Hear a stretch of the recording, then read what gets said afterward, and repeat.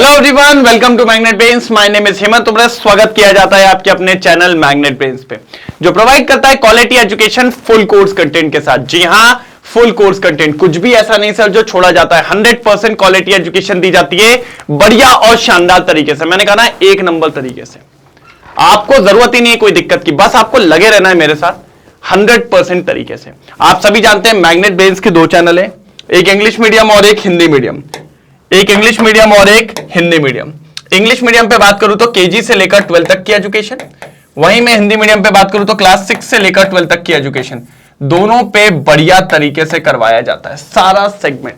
NCERT solution, NCERT topics, MIQs, MCQs, one shot, crash course, GPP, PYQ. साथ ही साथ आपके ई नोट्स, ई बुक्स ये भी अवेलेबल है, जिसकी लिंक आपको डिस्क्रिप्शन बॉक्स में मिल जाती है।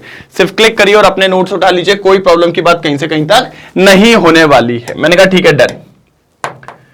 मैंने कहा भाई डन। मैंने कहा भाई डन, कोई दिक्कत की बात नहीं है। डन डना डन डन, ठीक है। आज क्या देख रहे हैं sir? Environmental chemistry. Environmental chemistry chapter number 14, ठीक है। और एमसीक्यूज। सर एमसीक्यूज तो अभी कल ही हो गए थे पिछली वाली क्लास में, फिर अब क्यों? तो मैंने कहा भैया अब अपन करेंगे टाइप 2। अब अपन करेंगे टाइप 2। जी हां, क्या करेंगे? टाइप 2।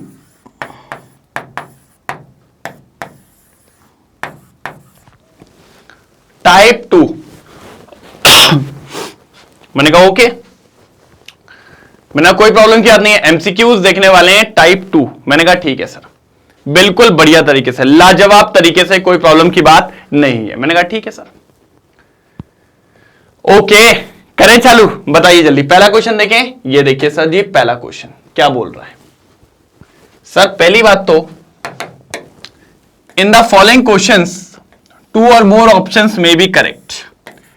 2 या 2 से ऑप्शंस क्या होंगे? करेक्ट होंगे। पहला, which of the following condition shows the polluted environment.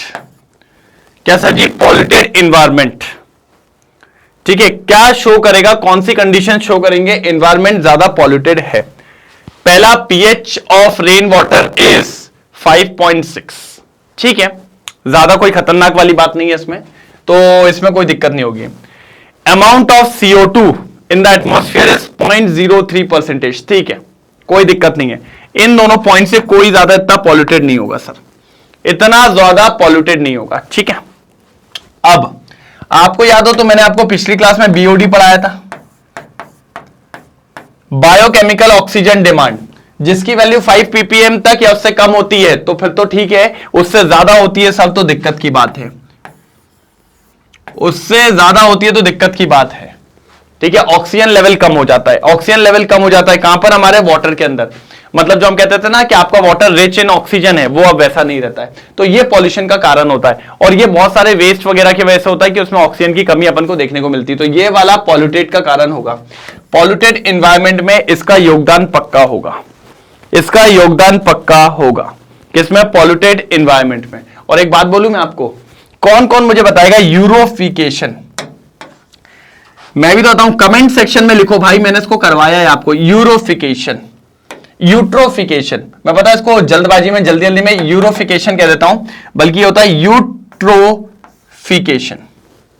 Eutrophication, ये ठीक है। और एक बात मैं आपको कहता हूं कि ये भी आपके पॉल्यूशन का बहुत बड़ा, पॉल्यूशन में योगदान देता है। तो यहां पर जो आंसर होगा सीडी, सीडी सीडी सीडी, वो ये है आपका सीडी, बिल्कुल बढ़िया और शानदार तरीके से। मैंने कहा ठीक है सर, डन, कोई दिक्कत नहीं है।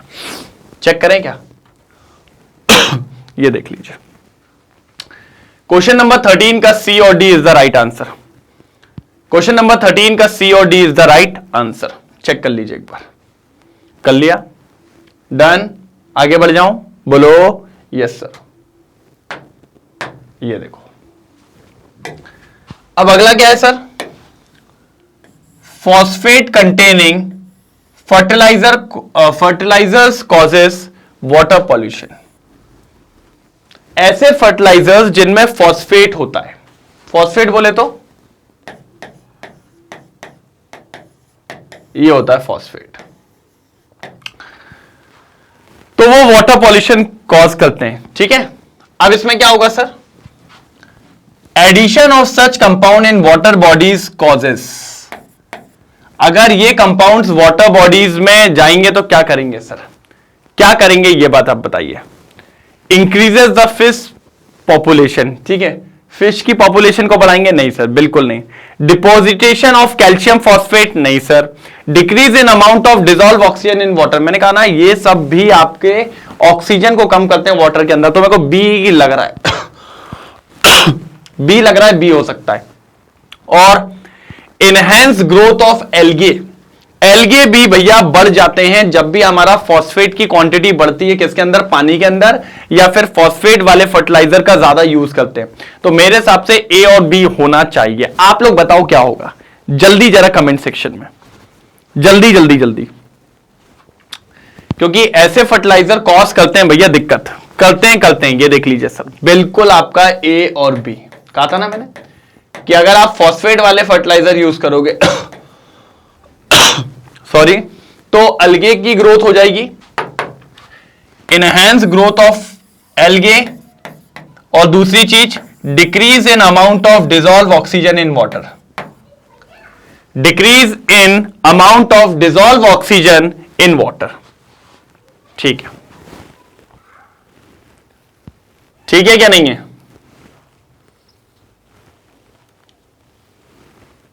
ठीक है कि नहीं है,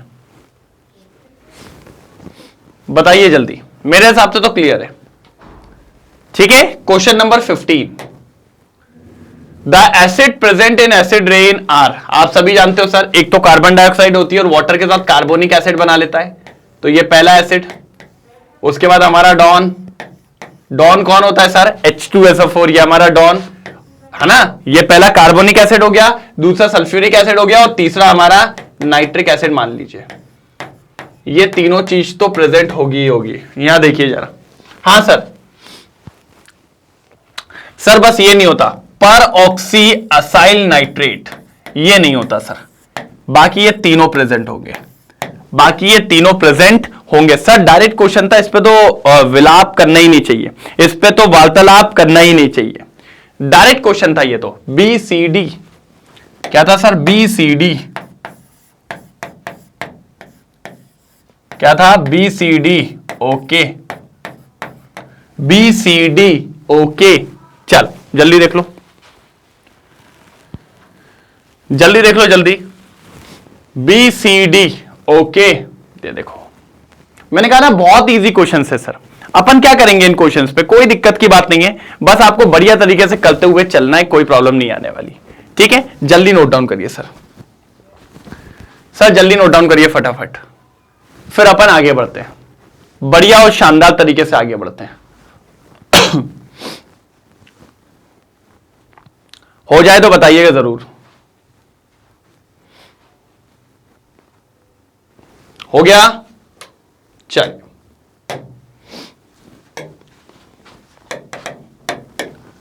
the consequences of global warming में बी, बात समझ रहे हैं, कॉन्सिक्वेंसेज ऑफ ग्लोबल वार्मिंग, ठीक है, कॉन्सिक्वेंसेज ऑफ ग्लोबल वार्मिंग में भी, किस वजह से ग्लोबल वार्मिंग होती है, और या फिर सॉरी ग्लोबल वार्मिंग से क्या होता है ये आपको देखना पड़ेगा, ठीक है सर। सर यूरोफिकेशन, मैंने कहा ना इसकी डेफिनेशन आपने दे चुकी है, ये ग्लोबल वार्मिंग से नहीं होता है, बिल्कुल भी नहीं होता है। इंक्रीज बायोकेमिकल ऑक्सीजन डिमांड, नहीं सर, ये ग्लोबल वार्मिंग से नहीं होता, ये मेनली क्या होता है कि जो हमारा वेस्टेज प्रोडक्ट होता है उस सबसे थोड़ा सा ये ज्यादा आता है, कौन सा, ये वाला sir. Melting of Himalayan glaciers, ये बिल्कुल होता है ग्लोबल वार्मिंग से, और ग्लोबल वार्मिंग से क्या होता है, average temperature of the earth increase होता है, तो increase in the average temperature of the earth.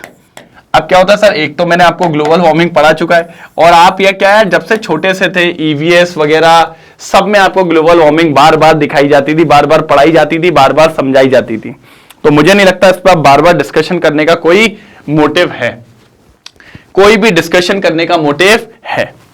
तो यहां पर मेरे हिसाब से तो आपका होगा ए और बी, ए और बी, तो 16th का आंसर है ए बी, 16 का आंसर है ए बी। क्लियर। 16 का आंसर है ए बी। क्लियर। डन। आगे बढ़े, कोई दिक्कत तो नहीं है? पक्का? सर खत्म? मतलब सर इसमें तो 16 क्वेश्चन ही थे, मतलब ओनली 4 क्वेश्चंस। जी हां। और मैं आपको एक बात बताऊं, ये जो क्वेश्चंस थे ना, ये आपके एनवायरमेंटल से थे। इसके क्वेश्चंस इस वाले फॉर्मेट में बहुत कम आते हैं। मतलब ये जो 2 करेक्ट आंसर वाले होते हैं, ये तो पहली बात अपने बोर्ड्स का पैटर्न नहीं है, ये जेई एडवांस का पैटर्न है, तो वहां पे भी इससे क्वेश्चंस कम आते हैं। इसीलिए इसमें 4 क्वेश्चंस को ही रखा गया था, आपको पता होना चाहिए। तो सर सबसे इंपॉर्टेंट, चैनल को सब्सक्राइब करना बिल्कुल नहीं छोड़ेंगे, साथ ही साथ लाइक और शेयर करना भी बिल्कुल नहीं छोड़ेंगे। हमने कहा ठीक है। E notes and e books ये भी अवेलेबल है, जिसकी लिंक आपको डिस्क्रिप्शन बॉक्स में मिल जाएगी। Watch 100% free, watch 100% free. मैंने कहा ठीक है। साथ ही साथ आप जानते हैं मैग्नेट ब्रेन्स के 2 चैनल है, इंग्लिश मीडियम और हिंदी मीडियम।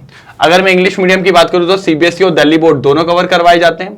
वहीं हिंदी मीडियम की बात करें तो Bihar board, UP board, MP board और राजस्थान बोर्ड, इनको भी कवर करवाया जाता है बढ़िया और शानदार तरीके से। साथ ही साथ वैदिक मैथ्स, क्रैश कोर्स और स्पोकन इंग्लिश। मैंने कहा डन। मैंने कहा क्रैश कोर्स, स्पोकन इंग्लिश और अपना डन। तो ये मैं आपको कहता हूं सर जी, क्रैश कोर्स के बारे में तो आपको पता ही है, 12th क्लास के लिए चालू हो गया है। तूफान मचाना चालू करिए सर। 12th क्लास के लिए तूफान मचाना चालू करिए। मैंने कहा ठीक है सर, कोई प्रॉब्लम की बात नहीं है। डन डना डन डन डन डना डन डन डन डना डन। कोई दिक्कत की बात यहां तक? कोई प्रॉब्लम की बात यहां तक? मैंने कहा ठीक है सर, कोई प्रॉब्लम की बात कहीं से कहीं तक नहीं होने वाली। मैंने कहा ओके डन। चलिए तो फिर मिलते हैं इसके टाइप 3 में। किसमें? टाइप 3 में, जो होता है शॉर्ट आंसर क्वेश्चन। मजा आएगा उसमें भी। तो मिलते हैं अगली क्लास में, तब तक ले bye bye. Thank you so much. Jai Hind.